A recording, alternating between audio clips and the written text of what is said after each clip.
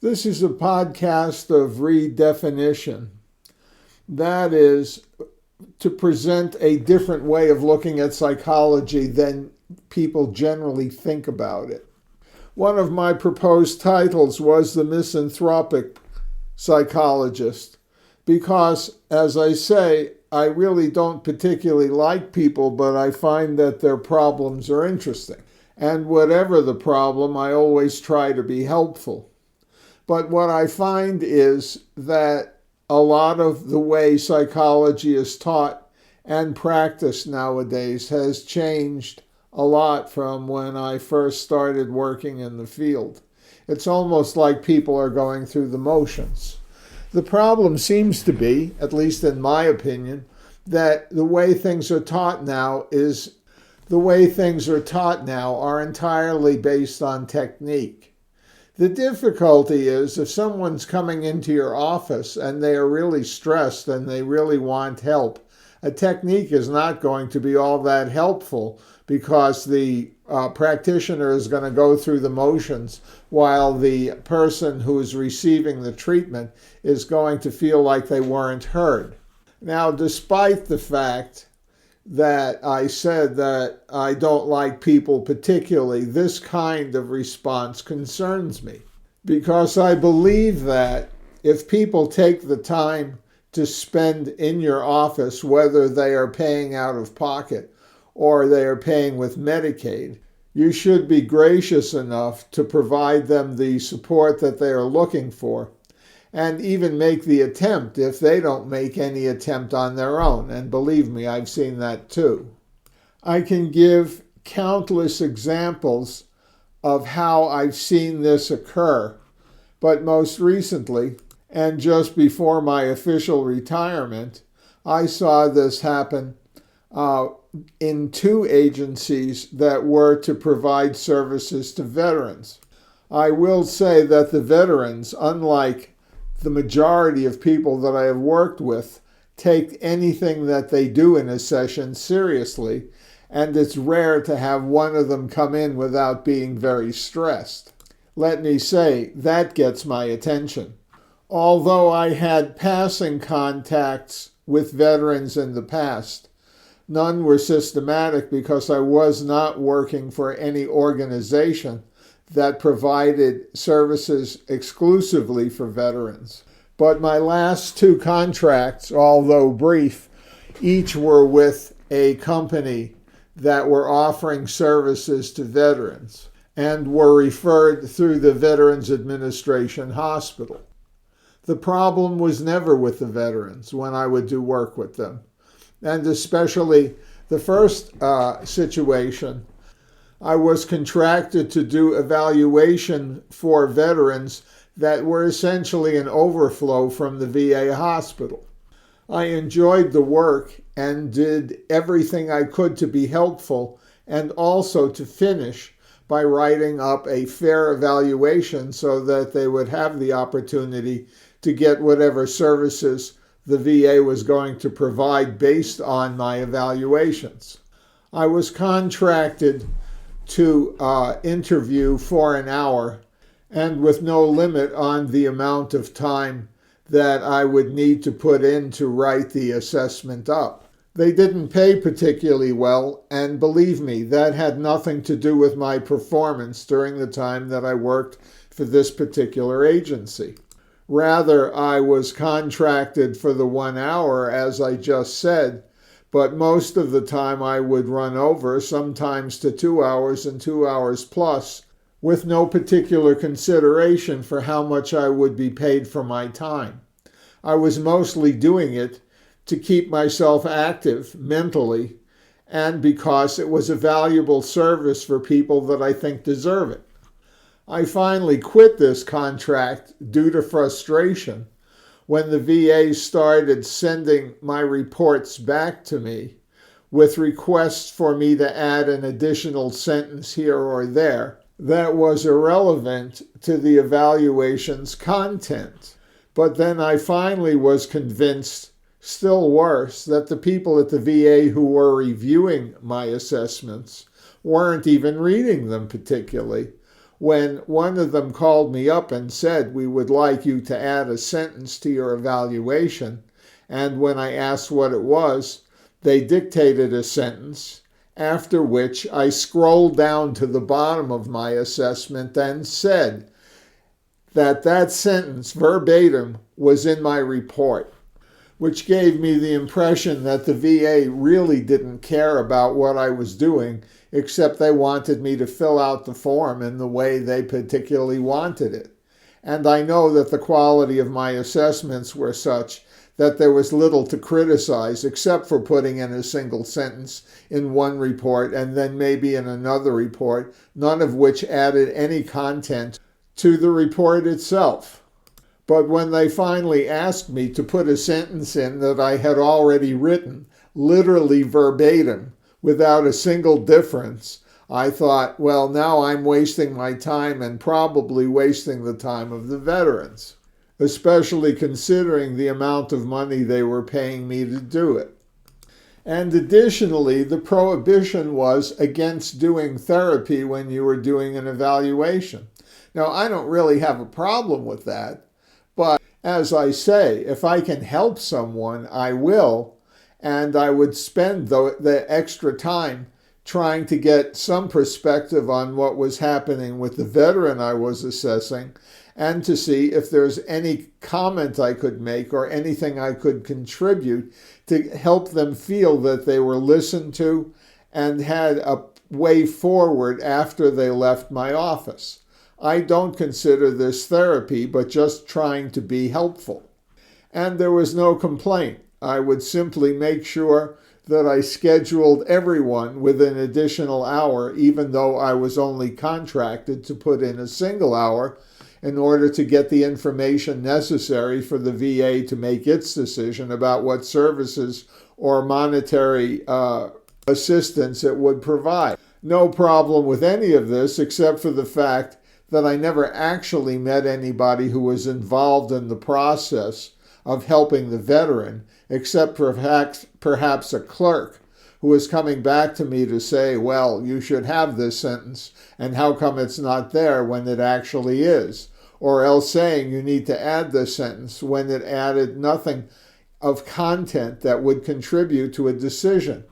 I ended up leaving because I thought it was unfortunate that they didn't pay enough attention to the reports I was generating, and in fact were just nitpicking what was in the report without helping the veteran who they referred to me to do the assessment. I will add that among the people that I saw, the few people that I saw, because I kept a very small calendar to do this work, I saw some people in serious distress, at least a couple of them in very heavy wheelchairs that had deteriorated physically over the years, having been exposed to burn pits in Iraq. Some of the veterans would show up with a defensive attitude, thinking that they would just be run through the mill the way they had been in the past, but when they found that they were being listened to and that I would in fact ask them questions about their situation and interact with them as human beings, then we were able to get a lot done, and I was able to get a lot of content that I could put in any evaluation report.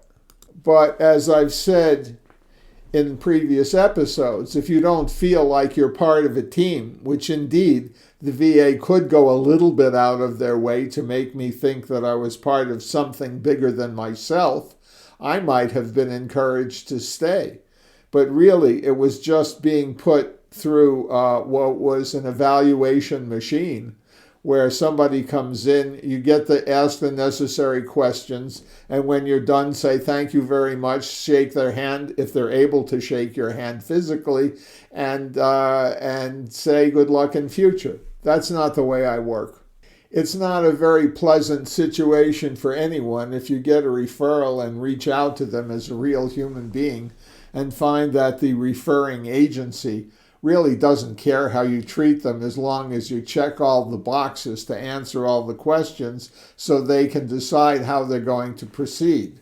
I found this distressing, and I would add that there's no doubt that they were distressed having to go through the entire process just to get to me.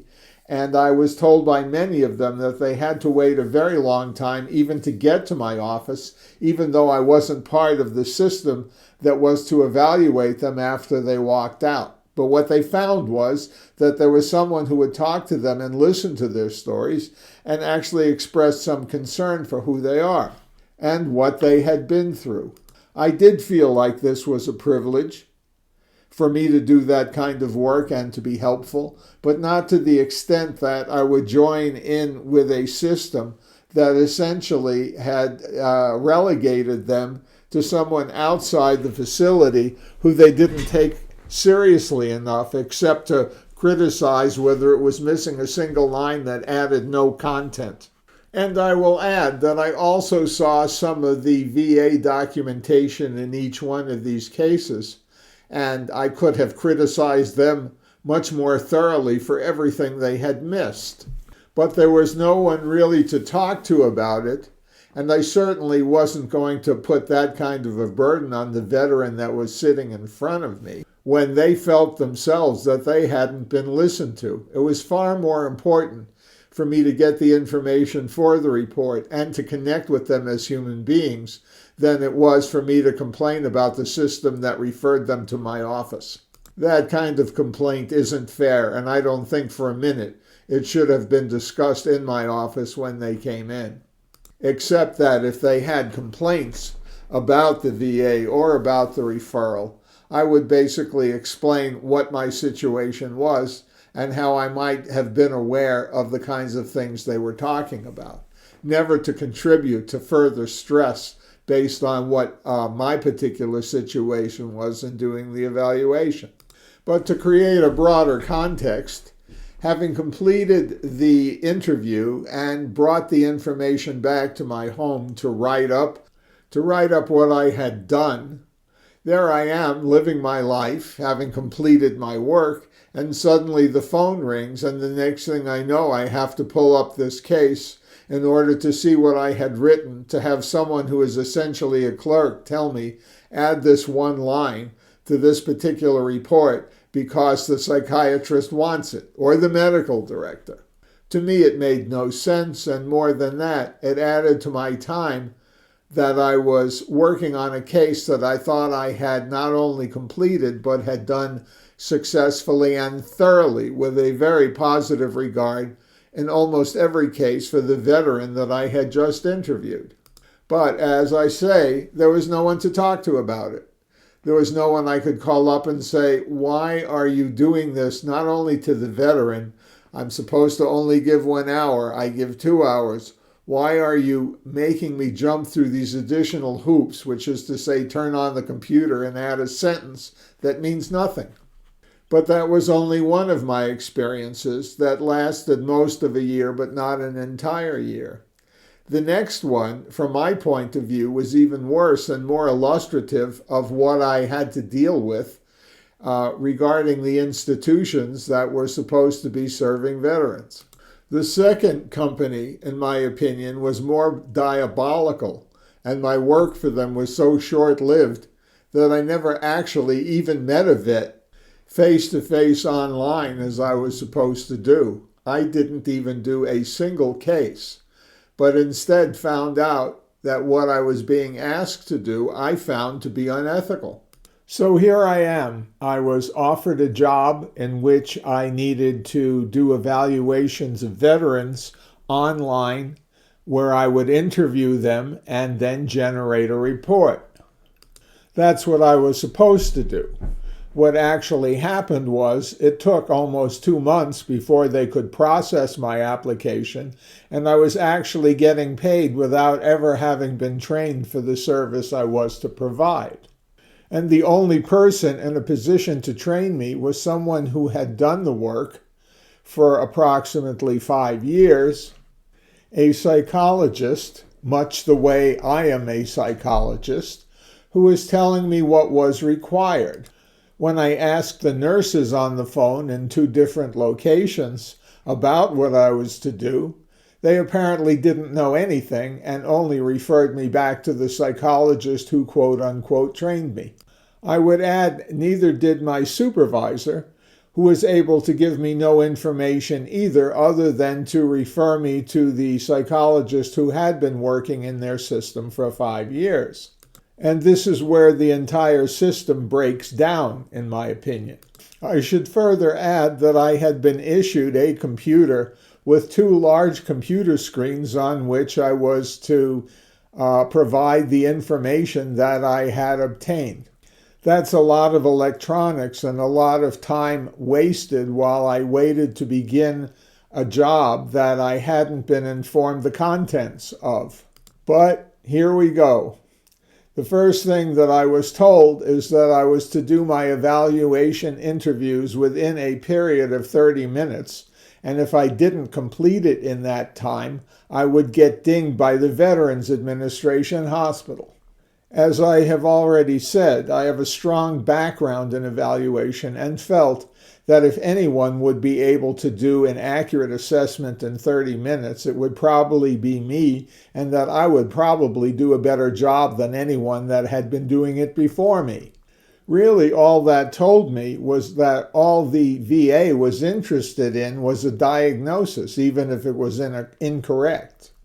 But let's be serious. The most often that I would be diagnosing anything would be PTSD, although it is my strong opinion that simply coming up with a diagnosis is not sufficient to be able to provide the necessary treatment and care and possible monetary supports that a veteran would deserve. This is similar to the old adage, a worker who only has a hammer for a tool sees everything as a nail. So a psychologist who sees PTSD all the time will see it everywhere if that's the only kind of assessment they will be asked to do. And I would say, reflecting on my prior experience as I just described, this is the reason that I think it's important to engage with any veteran who is trying to get benefits. You need to know those kinds of details. A simple diagnosis will say nothing about how they can be best helped. But then the psychologist that was training me told me over the phone, because I never actually met her in person, that she would loan me a book that I would need to read in order to understand what my job required. Rather than have her come to my house, I asked her to send me a copy of the name of the book, the cover, so that I could order it for myself. And it proved to be an academic text, which, if you have ever been trained in academia, would know these are the most expensive books you could buy. But rather than have my privacy invaded, I went ahead and ordered the book for myself. And what I found was, in this very fat book, that only one chapter was relevant to what I was about to do if I was to embark on this work. The title of the book and the overall topic was about cognitive behavioral treatment in primary care facilities. And the only relevant chapter was on behavioral health treatment for depression, anxiety, PTSD, and insomnia. And when I reviewed this, what did I find? That they said an entire assessment could be completed within 30 minutes. Dare I add to this that the publisher of this particular tome, although it's not really that fat now that I look at it, was the American Psychological Association. The very association that is to give us instruction on how we are to provide psychological services to patients.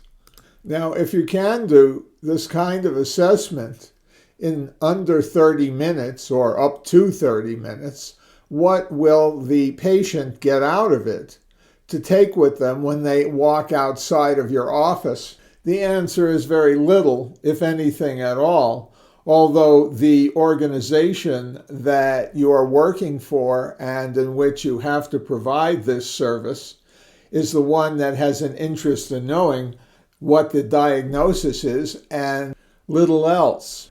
And what does the veteran patient get? Well, in essence, very little unless they are awarded benefits, but even then, they don't get any help to deal with the kind of stress and anxiety they might have gotten from a combat experience.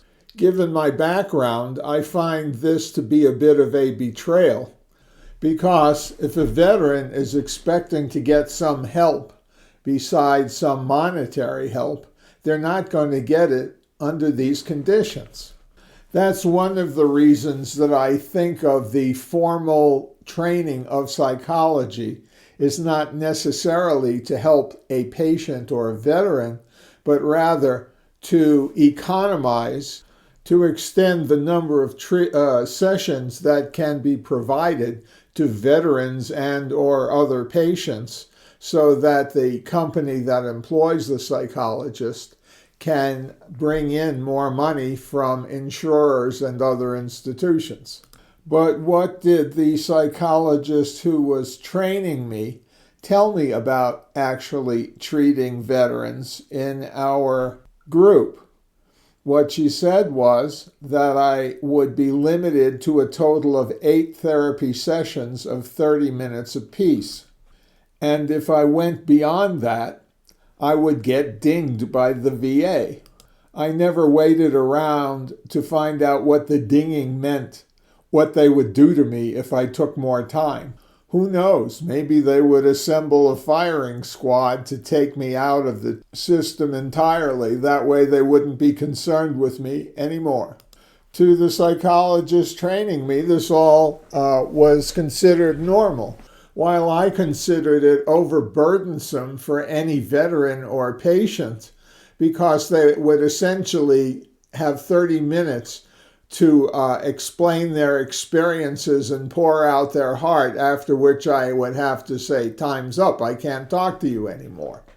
From my level of training, this is not considered therapy at all, nor is it considered a decent assessment, because you can't find out anything other than what the veteran offers you up front and what they understand about their own condition, without you being able to inquire about other events and circumstances that might add to the stress that they are bringing into your office at the time. I wasn't trained to believe that veterans were widgets on an assembly line that just needed to have their screws tightened before they're sent back out again on to the next machine to do something else with them. And I was struck by how much my field, the same one that I trained in beginning about 35 years ago, had deteriorated, and how the thinking became so different that it became a matter of compressing time and increasing remuneration from various sources to cover the time that you spend. And so what does the veteran get? They get 30-minute sessions in which they have to walk in, and perhaps the therapist doesn't even remember who they are or any details about their past. Then they have to essentially complain about everything they had been through, and after the complaints have stopped, they would be thanked and asked to come back for another session until they completed all 8 of them, that is, if they wanted 8 sessions when everything was done. That's the wonder of doing sessions on the internet. Not that I objected to it, but you have to use it responsibly, and all a therapist has to do to end a session is to press a button, and if it's a Zoom, then the session is ended with the veteran having no recourse, no way to get additional services or anyone specifically to complain to. And yet, from what I understand and was told, some veterans would come back to the offices where they were to appear for these sessions, and they would hope to get even additional help, but that their only recourse was to hope that someone in the office would soften and provide them with someone who would spend more time so that they could get additional help other than the stuff that was obligated to them according to the system. So, as I understand, there were people who would show up in those offices where they were to start the Zoom session on their side, And after their sessions were exhausted, they only recourse was to be a thorn in the side of the people who were supposed to help them, but who had exhausted all of the time that was available to them. Essentially, they were cut loose on their own, except to be hecklers at the office. I only heard about this. I never witnessed it, although it really makes sense. If you have, say, a ruptured spleen and you need to have the spleen removed and someone misdiagnoses, you keep coming back and say over and over again that I have a pain right here and you diagnosed it as this, but I really think I need a splenectomy, and nobody listens. That's the kind of thing that would happen with physical medicine. But when you get to mental health, everyone can shunt everything off to everybody else without actually providing services that might be valuable to the patient because they're not allowed to use the time and charge the money. But let's even look at the idea of cognitive behavioral therapy philosophically, especially where it concerns veterans. As I learned, this is the treatment of choice in most situations where there is psychopathology, except where there is extreme psychopathology and psychosis at issue, where you can't reason with the patient because their contact with reality is not stable. But the theory is, as it was when I was still in training, except there was no real cognitive behavioral therapy, except to do cognitive behavioral testing, which also had its weaknesses. The theory is that if you change a person's thinking, you'll also be changing their behavior, and that changes in their behavior will feed back on their thinking, and that essentially between thinking and behavior, they will be able to improve their condition and stabilize. This might be doable, and I'm not saying that it isn't, but let's consider, can this be accomplished in 30-minute sessions when you're talking to someone and they don't feel that you're listening to them, but instead giving them a process to implement that they have no direct connection with, and they have no direct feeling for you as a therapy provider? This is where I argue that what psychology has turned into is something that is highly inconsistent with a patient or a veteran's expectations or what they need in order to manage to function in the stress of the outside world. Don't forget, they may have had orders barked at them for years before they got into the situation that caused the PTSD in the first place. And if the response afterwards was either to continue to bark orders afterwards or to give them very limited sessions to accomplish desired goals, even to feel comfortable, is insufficient for what a veteran would need to be able to improve their cognitive circumstances, such as cognitive behavioral therapy would lead us to believe. But I never did meet with a veteran in the latter institution, not face-to-face certainly, and not online as I was contracted to do, because I never got that far. But instead found the whole idea of having to do my work in sessions that were no more than 30 minutes was unethical, and I refused to commit myself to any work in which I would be unethical in my practice. But this was not the only area in which I observed a lack of ethics in my chosen field. And it's probably the main reason that I have wondered ever since I got my diploma whether I was in the right place and being asked to do the right thing. Over time, it seems to have gotten worse since the training has deteriorated to the point where we're supposed to deal with real human beings in such short clips of time. But it is because of these logical and ethical lapses that I've chosen to do this podcast. And unfortunately, if sometimes I sound a little savage and perhaps bitter at what I did when I was doing the work, I have to apologize. Although I don't really feel that way, but for other reasons than the ones you might think. A lot of it is due to what you will find in other fields, that there is a very large gap between theory and practice, and that gap is never bridged or really acknowledged because the people who are practicing are more interested in the remuneration than they are in perfecting their craft. Future discussions on this podcast will be along similar lines.